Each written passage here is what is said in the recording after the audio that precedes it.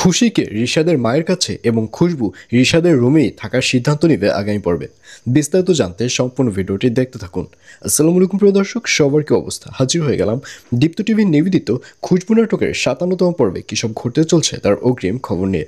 Alright, এই পর্বে আপনারা দেখতে পারবেন অবশেষে খুশবু এবং খুশবুর যে সাথে থাকা যে মেয়েটি অর্থাৎ খুশি, যে ছেলেটিকে মেয়ে বানানো হয়েছে, সেই খুশিকে দেখা যাবে খুশিকে রিশাদের মায়ের কাছে রাখবে।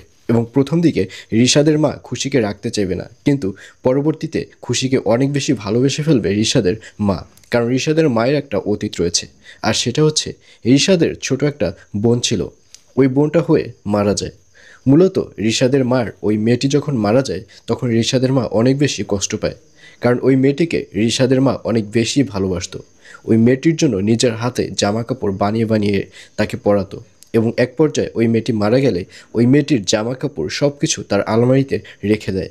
এবং খুশিকে যখন রিশাদের মা কাছে পাবে তখন রিশাদের মাকে দেখা যাবে সে সেই আলমারি খুলে আলমারির মধ্যে তার মরে যাওয়া যে মেয়ের জামা কাপড় রয়েছে সব কিছু বের করবে এবং সব কিছু খুশিকে পরাবে।